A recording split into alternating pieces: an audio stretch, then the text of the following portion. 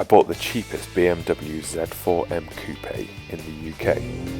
Then I took it on a track day and broke it. Now I'm fixing it and modifying it ready to go on a European road trip.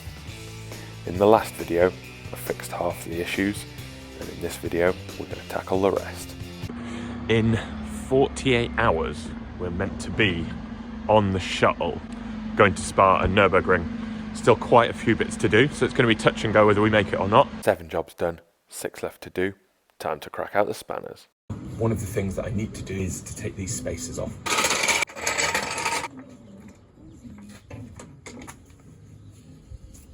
So we put these 20mm spacers on just to get it home. There's something in the wheel arch that's catching on full lock. Let's get to it.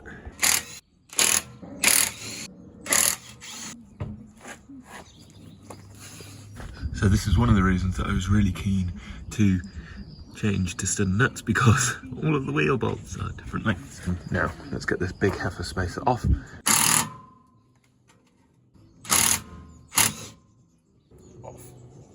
Have a proper look in here now. So at this big brake kit, calipers are from a Renault Megane, the 250, 265, 275 Mark III Brembo 4-pot. I've also got Carbatech XP10 pads on here, and they run the standard disc. So I had a bit of brake judder on the previous track day, so I've gone for a new set of discs. It was supplied by Freaky Pots, so you get the adapter here, this silver part here, so that comes with the kit, which basically spaces out from where the normal caliper fastens on here, spaces it out so that the new caliper can fasten on there.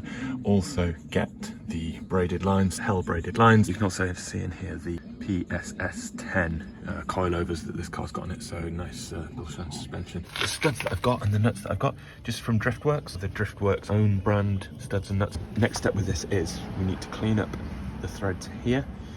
We need to clean up the threads in the hub. So we're going to use some brake cleaner and some WD-40 for that. I'm just cleaning the bolt holes with WD-40 and brake cleaner, and using an old wheel bolt to chase the threads. All cleaned up, ready for the next bit.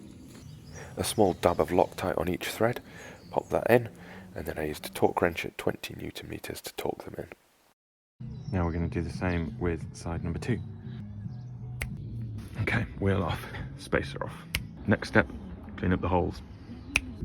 All cleaned, and studs in. Sweet. Right, gonna tackle that next.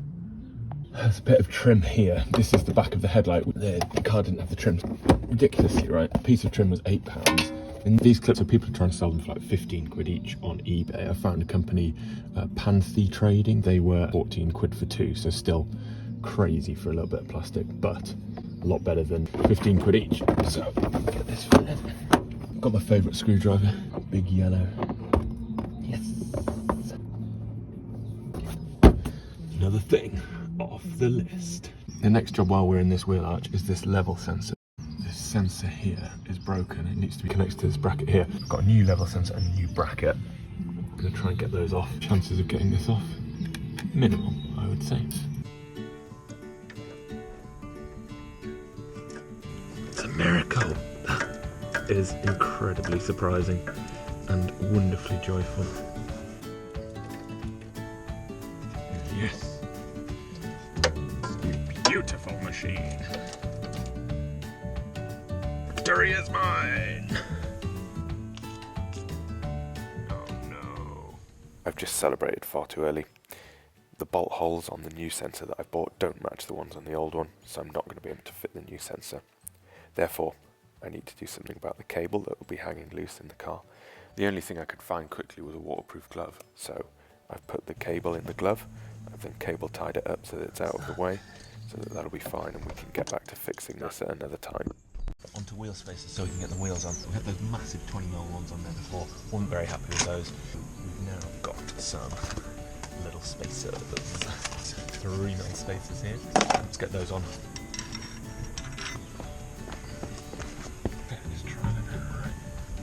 That is very much error.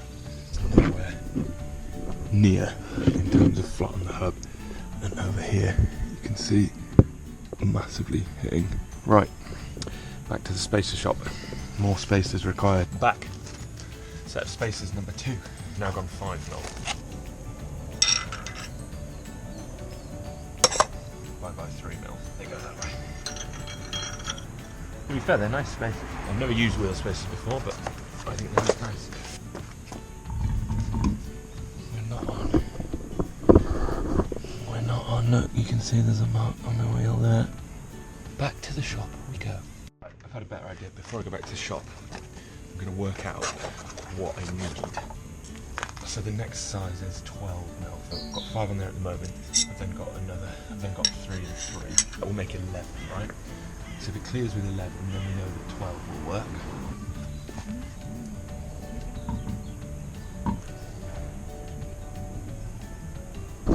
And that's whisker.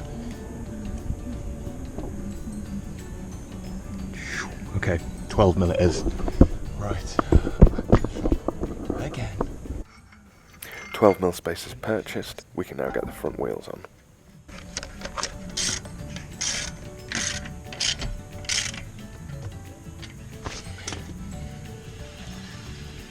Woohoo! Now we need to do the studs and nuts on the rear. Wheel off. If you look inside the front of the wheel arch here, you can see the lovely new silver brake lines. Time to clean them up. All cleaned up. Studs all cleaned and ready. We're done! And the same on this side. Studs fitted on side 2 as well, so we're going to put the wheels on, drop it, and we're good to go. Things are looking pretty good. I rate my chances of getting all this done at this point. Right. Probably the worst bit of filming you've seen for a long time because it's dark, but I need to adjust the front coilovers before we get an alignment tomorrow. Hence we're doing it in the dark. So I've got these wonderful eBay special Bilstein coilover spanners. So I'm trying to fit the coilover spanner in the hole on the coilover, and it is literally just too big. Okay, so as I was just saying, the coilover spanners that I got off eBay do not fit, so I'm now just modifying the tool so that hopefully we can get it to fit. Okay, so that's what we've got it down to. Much more of a point now, so maybe it will fit. And the point of the coilover spanner now fits in the hole, so I'm going to get the wheel off, and then we can have a go at dropping the ride height. Here's a picture of a coilover so you can see what I'm doing. The 2 black lock rings in the middle are what we're adjusting. You move those up and down the silver bit, which effectively moves the spring up and down, which results in the ride height of the car moving up and down. If you move the black bits down the shock, makes the car lower to the ground. The same again on this side. 3 threads from the bottom, tighten them up. Bit of anti-corrosion on those threads there. And wheel back on. We're done.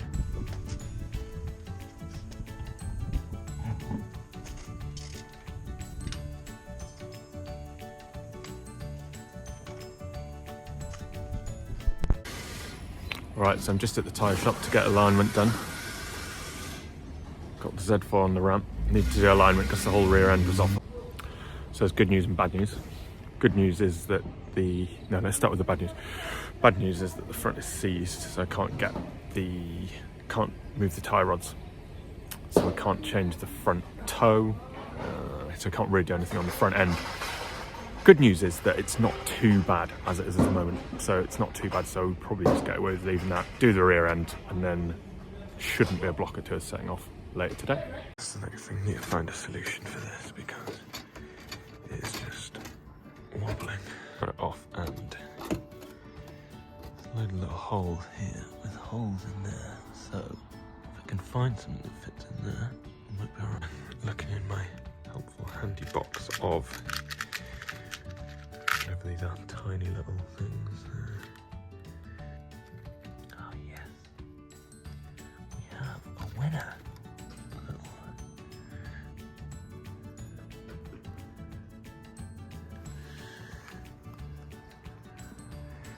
This is the last one, number 8. I'm pleasantly surprised with how that's gone. So I managed to get 8 in there, all with Loctite on them. Long term, I think we really need to do something about that because it's very fast and the furious HKS JDM in my view. It doesn't quite fit with the rest of the engine bay. I'm sorted, I've got them all done up, Loctited in, so hopefully they stay and we are good to go.